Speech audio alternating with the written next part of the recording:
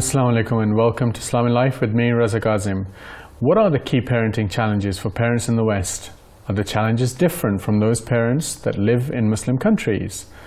Are the parenting values of Muslim and Western parents really that different? Does it really matter as to what the religion is of the parent, as all parents want the best for their children? And we have enjoined on man to be good to his parents. In travail upon travail did his mother bear him, and in 2 years he was weaning. Show gratitude to me and to thy parents. To me is thy final goal, Allah says in the Holy Quran. The rights of parents are greatly emphasized in Islam, but these rights do not come without responsibilities. And parenting responsibilities are indeed a challenge in any country and in any era. There are, however, additional challenges for Muslim parents in the West. These include challenges of Islamic teaching and thought in a secular Western atmosphere, parents' control of children in the free Western society, challenges faced by young people and parents in the school systems, matters of identity, difficult process of adolescence, and how to deal with that within the Islamic framework, cultural conflicts, and university life. The Prophet of Islam said, "Use love and affection in education and upbringing, and don't have access to cruelty, because a wise mentor is better than a cruel one." What is the best manner of implementing this advice of the Holy Prophet in the challenging Western atmospheres for Muslim parents? We're honored to be joined by our esteemed guest, Professor Tariq Ramadan, to discuss all of these issues. Welcome to the program, Professor. Assalamu alaikum wa rahmatullah. Wa alaikum assalam.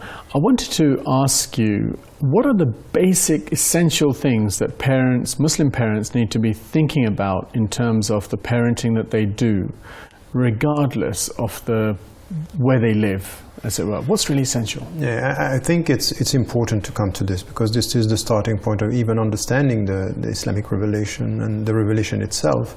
There are two things that are really important when it comes to education. The first has to do with knowledge.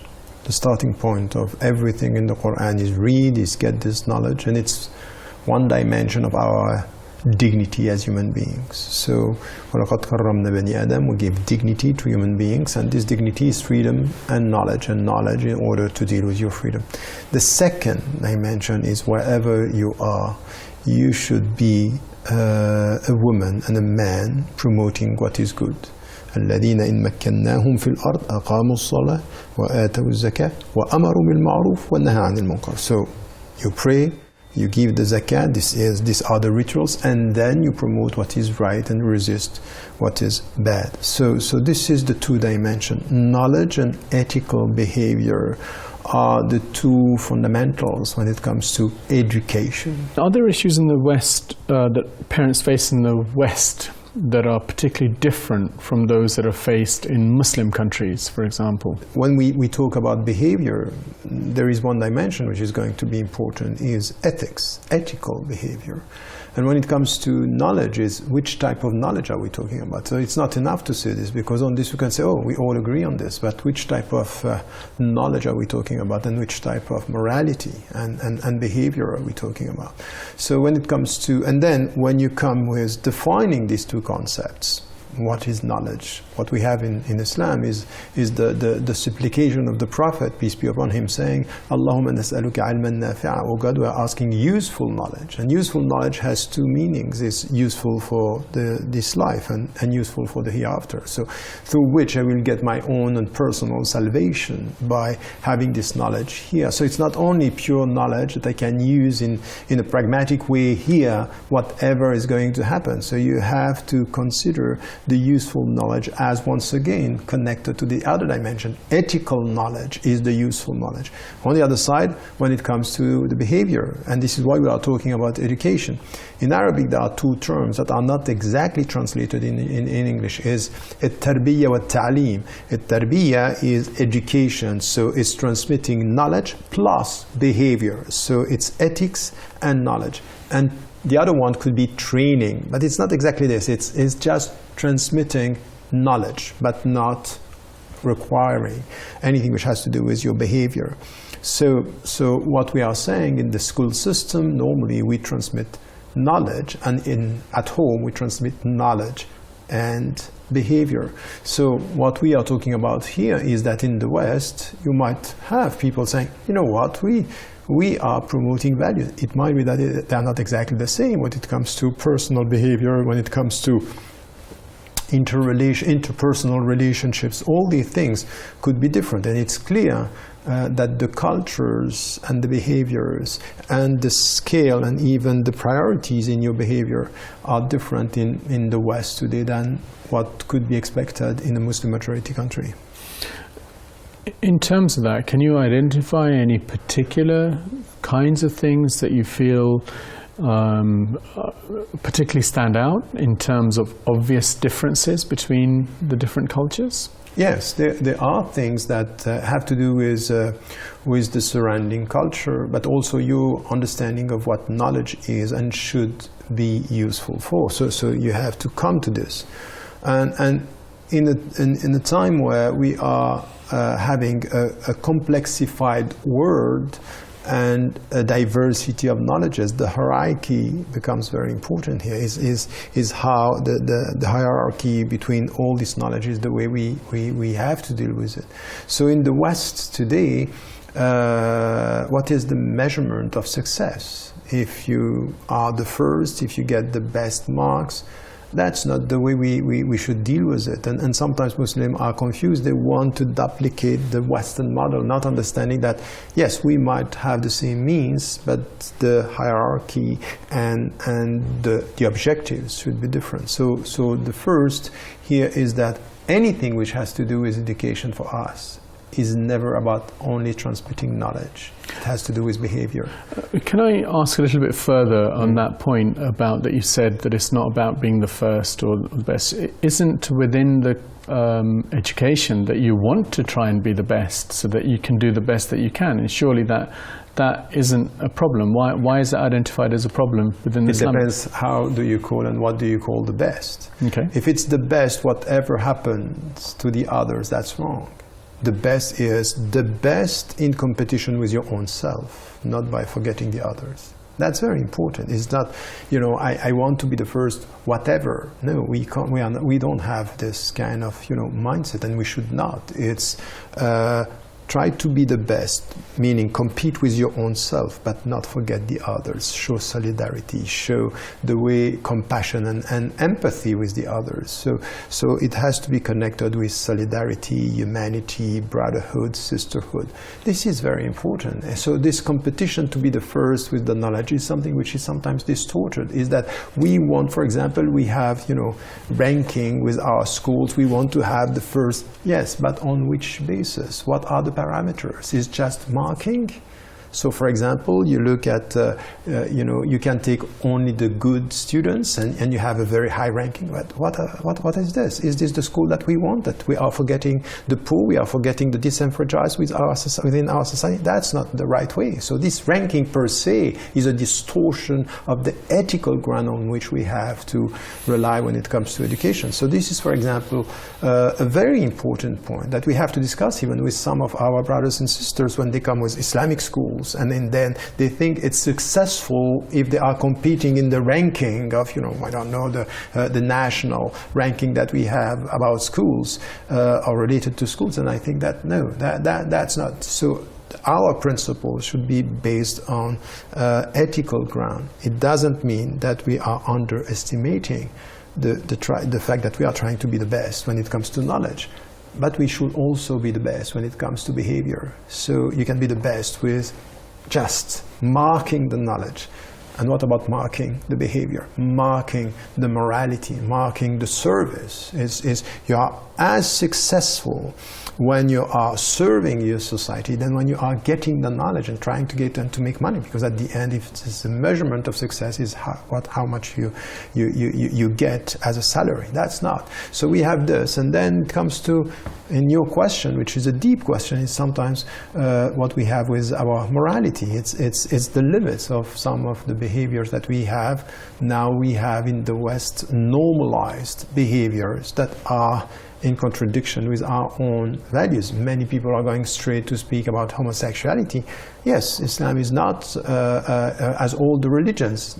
You know, we are not accepting, and it's condemned from an Islamic perspective. But this is the extreme of the discussion when it comes to what is normalized in our society as to the behavior, as to the way you deal on the job market, as, for example, normalized corruption, normalized way of dealing with this. This has to do with, you know, we are not talking only about citizenship, we are talking about ethics of citizenship. So we need also here a philosophy that is remembering the people or reminding the people that, look, you are talking here about not only rights, but it's also about duties and obligations. Lots of interesting points. We do like to keep the show as interactive as possible and really value your opinion. Here is what you sent us this week.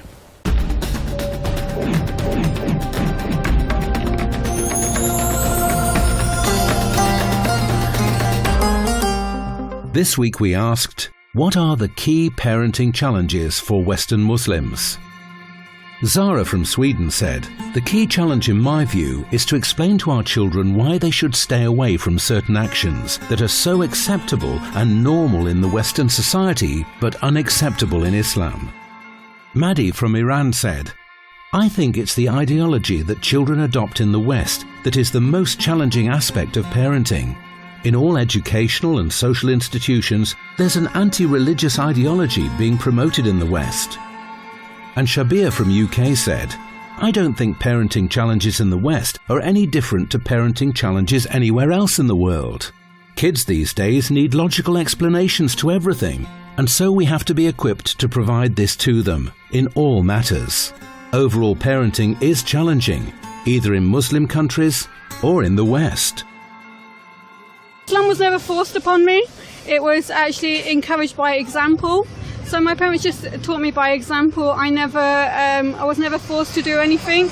When Allah give us children, we should be fully devoted. Denying that our children are absolutely unaffected from the negative impact in the society, that is wrong. Impact does happen, but parental support and patience and better answers to their questions. Actually, discipline begins at home. Whatever the parents they teach their children while they're young, it's very, very essential to do that. It doesn't matter where you are, whether you're in the West or whether you're in the East. Allah is everywhere. When you're encouraged to sort of like appreciate Islam for what it is, not forced upon it, then you grow to love it yourself. So I would say you just don't need to force anyone with the religion. People just naturally see how good it is. That's all the comments we have for this week. If you'd like to have your views featured in the show, be sure to follow us on Facebook or join us on Twitter. Now you can send your own videos with your comments and even your questions to islamandlife@presstv.com. You mentioned one point that from an Islamic perspective, the issue of homosexuality would be an issue. And I want to explore that a little bit further and say, in terms of issues for parents that come from Muslim backgrounds and parents who come from non-Muslim backgrounds, are the issues different? Are the problems different in terms of from a parenting perspective? Once again, it depends on the ethical background that you have and that you want to promote. For example, if you deal with Jewish or Christian or religious families or traditional families, they don't have a problem. And this is why even when we speak about the West, we are generalizing too much, because if you go to the countryside, you will see that some of the parents have exactly the same concerns as we have as Muslims, while when you go to capitals, it's different. And look at some of the Muslim majority countries, as somebody said in the clip, it's exactly the same. Even sometimes you go to Muslim majority countries or capitals, and you see that it's exactly the same challenge, and even it's much more difficult there because the majority of the people are Muslims, but the challenges are exactly the same. So we have to be more subtle and more nuanced in the way we are dealing with this. But when it comes to the ethical background of the families. Of course, when we speak, for example, as it was said in the clip, we speak about music in our life, when we speak about fashion, when we speak about movies, when we speak about this entertainment business. If you don't have a problem with this, you say, that's fine, that's fun, let's go. You don't see it as a problem in your education. But if you have ethical concerns by saying, what about the way you dress, what about the way you think, what about the way you behave, what is allowed, and the boundaries of what is right and what is wrong.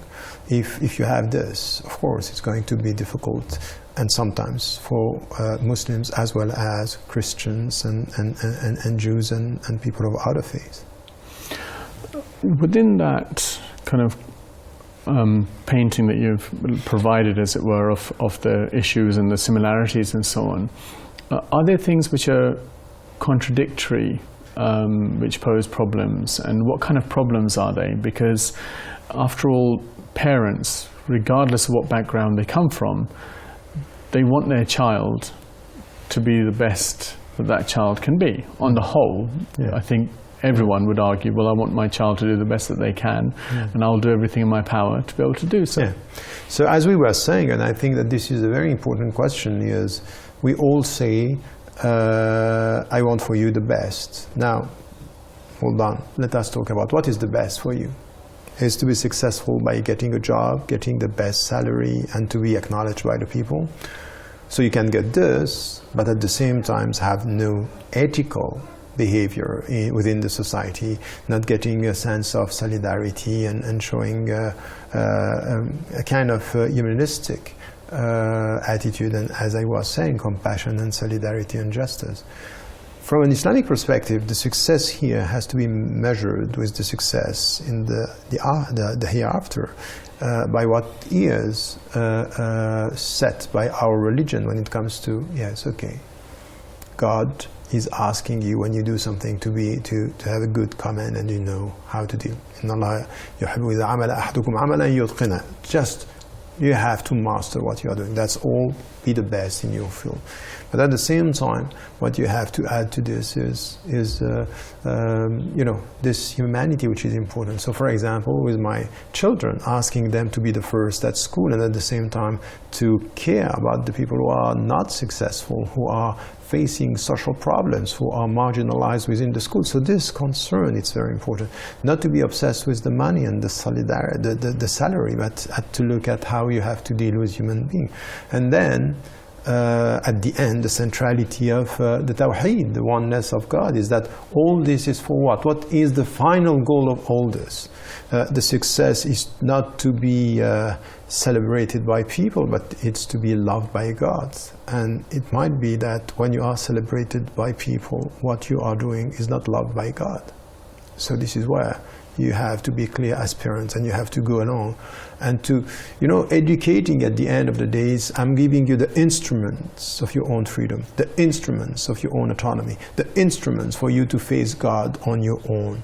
So this is what we have to do. It's a process of autonomization, a process of responsibility. It's not easy in our world to be autonomous, to know what you want to do and who you are. And the last dimension here of all this is about your own identity. Who are you? And who do you want to be? So that's essential. So this is a philosophical question which is at the heart of any school system.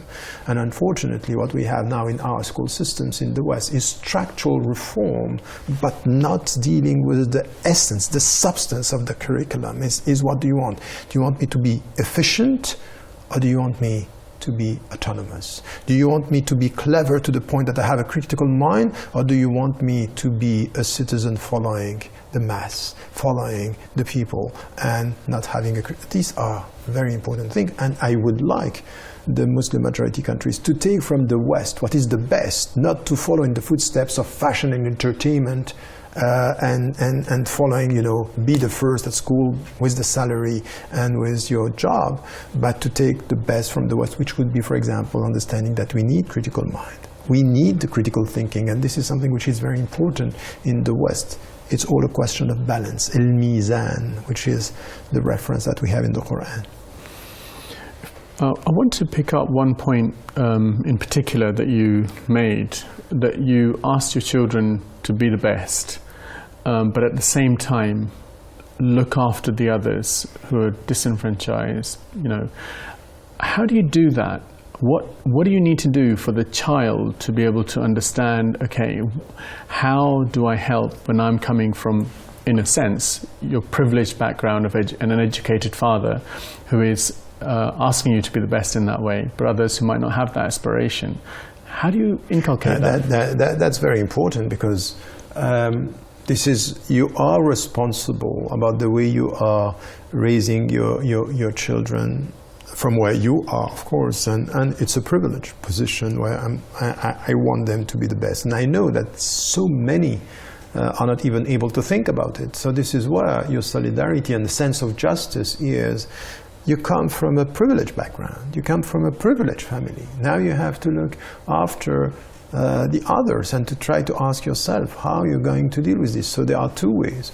I was a teacher for a long time, 7 years in secondary school. What I was doing, for example, this was in Geneva, in schools that have nothing to do with religious principles.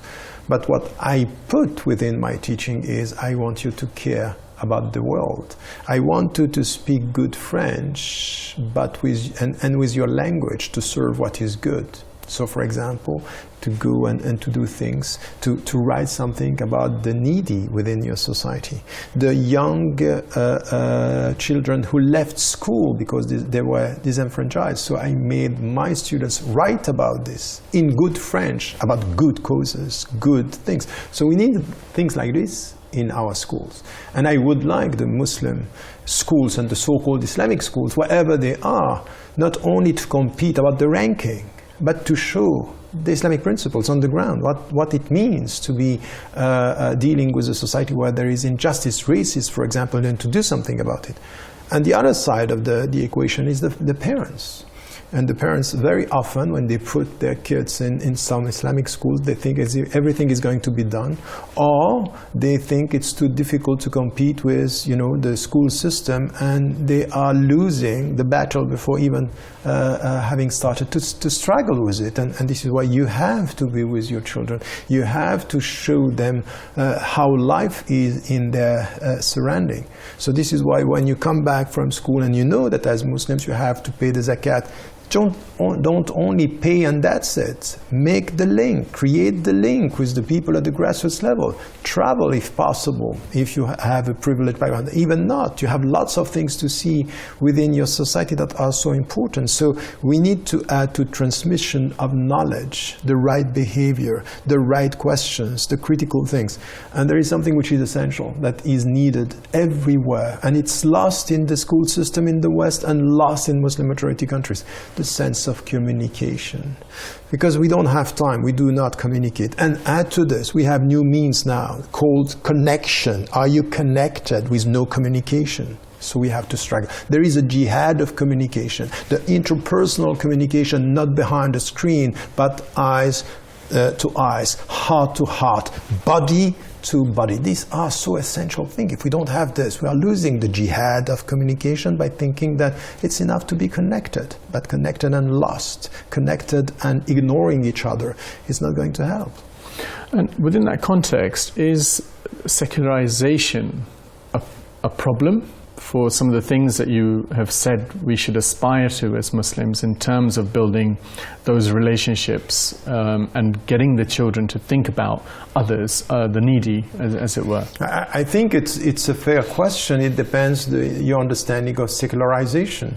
Secularization was not at the beginning something which was against religion. It was just to try to put the religion on equal footing within the society. It is ending up now to be something we don't want to see you. We don't want any religious discourse. We don't even want philosophy. That's the same mindset at the end. No philosophy, no religion, nothing, no culture. It's just efficiency. Efficiency without philosophy is the end of our soul. It's the end of our mind. So I think that this type of secularization is the end of everything. The problem is some religious minds trying to be as successful as the secular understood as against religion. So they are competing in a void. While what we need to get is, if secularization is, okay, let's the state treat equally all the religions and let them play a role when it comes to behavior, when it comes to ethics, when it comes to citizenship. So it's not a danger, it could be an open space. On that passionate note, parenting is undoubtedly a challenging occupation. The need to get the balance right between providing love and strictness is arguably unwinnable, regardless of the environment that one lives in. Some would argue that this challenge is further compounded by the need to safeguard Islamic values from the systemic reinforcement of other values. That's all the time we have for today. I would like to thank Professor Tariq Ramadan for joining us, and I thank you all for watching. Until next time, goodbye.